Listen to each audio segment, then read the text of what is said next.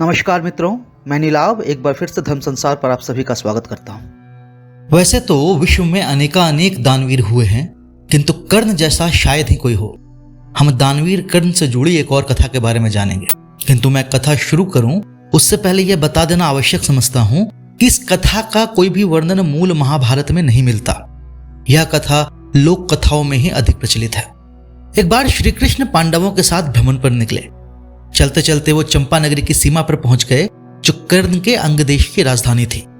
तब श्री कृष्ण ने कहा कि आज का दिन वास्तव में शुभ है कि हम महादानी कर्ण के राज्य के समीप आ पहुंचे हैं। उनके ऐसा कहने पर भीम ने कहा कि हे माधव, कर्ण दानी है, इसमें कोई संदेह नहीं, किंतु आप उसे बार बार महादानी क्यों कहते फिरते हैं? वो ऐसा क्या दान कर सकता है जो सम्राट युधिष्ठिर नहीं कर सकते? भीम के ऐसा कहने पर कृष्ण ने अपनी माया से वहां उपस्थित एक पर्वत को सोने में बदल दिया और मुस्कुराते हुए कहा कि इस गांव के लोग अत्यंत दरिद्र हैं, आप लोग इस स्वर्ण को उनकी आवश्यकता के अनुसार उनमें बांट दीजिए। श्री कृष्ण के ऐसा कहने पर नकुल ने सभी गांव वालों को एकत्रित किया और उन्होंने स्वर्ण बांटना आरंभ किया। उन्होंने सोचा कि श्री कृष्ण ने इन्हें आवश्यकता अनुसार स्वर्ण बांटने को कहा है, इतना धन ये क्या करेंगे? इन्हें जितना स्वर्ण मिल रहा है वो आवश्यकता से अधिक ही है। बचा हुआ स्वर्ण हम इंद्रप्रस्थ ले जाकर प्रजा की भलाई के लिए लगा सकते हैं। यह सोचकर पांडवों ने अपने अपने शस्त्रों से स्वर्ण को काट काट कर गांव वालों में बांटना शुरू कर दिया। उतने बड़े पर्वत को काटना और बांटना बड़े श्रम का कार्य था। जल्दी ही वे श्रमित हो विश्राम करने के लिए बैठ गए। तब श्री कृष्ण ने मुस्कुराते हुए कहा कि यदि कर्ण होता तो इतना समय नहीं लगता। इस पर भीम को बड़ा बुरा लगा। उसने सोचा कि कर्ण की भी परीक्षा ली जाए। यही सोचकर उन्होंने एक दूत को कर्ण के पास भेजा। जब कर्ण को ज्ञात हुआ कि वासुदेव सहित पांडव उनके राज्य की सीमा पर आए हैं, तो वो तुरंत उनका स्वागत करने वहां पहुंचा। उसने सभी का स्वागत किया और उनके जलपान की व्यवस्था करवाई। जब सब थोड़े स्थिर हुए तो उन्होंने उनसे कहा कि आप लोगों ने मेरे राज्य में आकर मेरा सम्मान बढ़ा दिया, कृपा कर कुछ दिन हमारा आतिथ्य ग्रहण कर हमें कृतार्थ कर दें। तब श्री कृष्ण ने कहा कि हे महारथी, आतिथ्य तो इस समय हम ग्रहण नहीं कर पाएंगे, किंतु एक समस्या आन पड़ी है और हम आपसे उसका समाधान चाहते हैं। यह स्वर्ण पर्वत हमें गांव वालों में आवश्यकता अनुसार बांटना है। हमें समझ में नहीं आ रहा कि इसका दान किस प्रकार करें। आप तो महादानी हैं, अतः आप ही इसे उचित रूप से दान कर दें।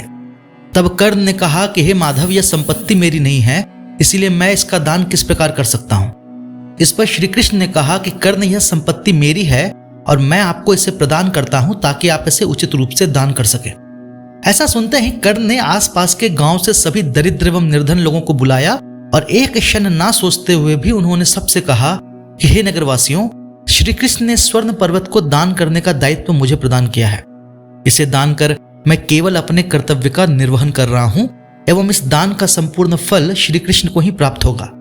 मैं इसी क्षण इस पूरे स्वर्ण पर्वत को आप सभी को दान करता हूं। आप लोग ईमानदारी से पर्याप्त स्वर्ण आपस में बांट ले। यदि कुछ स्वर्ण बच जाए तो उसे अन्य निर्धनों को दान कर दें। कर्ण को इस प्रकार पूरा पर्वत अविलंब दान करते देखकर पांडव आश्चर्यचकित रह गए। इसके बाद श्री कृष्ण और पांडव कर्ण की सहमति से वापस अपने नगर की ओर लौट गए। मार्ग में श्री कृष्ण ने पांडवों को बताया कि आप लोगों को अब समझ में आ गया होगा कि मैं कर्ण की इतनी प्रशंसा क्यों करता हूं। अन्य दानवीरों और कर्ण में यही अंतर है। कर्ण स्वभाव से ही दानी है और सोच विचार कर दान नहीं करता। सामान्य मनुष्य संपत्ति रहने पर यह सोचकर दान करता है कि इसके बाद उसके पास क्या बचेगा, किंतु कर्ण की दान प्रवृत्ति इतनी तीव्र है कि वो दान के अतिरिक्त और कुछ नहीं सोचता। यही कारण है कि मैं कर्ण को दानी नहीं अपितु महादानी कहता हूं। श्री कृष्ण के ऐसा कहने पर पांचों पांडवों ने भी उनकी बात का अनुमोदन किया और कर्ण की भूरी भूरी प्रशंसा की। यह कथा भले ही महाभारत का भाग ना हो और लोक कथाओं के रूप में इसे प्रचलित किया गया हो, लेकिन यह कथा ही हमें यह बताती है कि दान की कैसी प्रवृत्ति होनी चाहिए। हमें आशा है कि यह वीडियो आपको पसंद आया होगा। यदि ऐसा हो तो आप इसे लाइक कर सकते हैं और हमारे चैनल को सब्सक्राइब कर सकते हैं। इस विषय पर एक लेख हमने पहले ही धर्मसंसार.com पर प्रकाशित कर दिया है, जिसका लिंक हमने डिस्क्रिप्शन में डाला है। यदि आप चाहें तो उसे वहां जाकर देख सकते हैं। यदि धर्म संसार के वीडियो आपको पसंद आते हों तो आप इसे अपने मित्रजनों और अपने परिवारजनों के साथ साझा कर सकते हैं। हम शीघ्र ही एक नई और रोचक वीडियो लेकर आपके सामने प्रस्तुत होंगे। तब तक के लिए विदा चाहता हूं। जय श्री कृष्ण।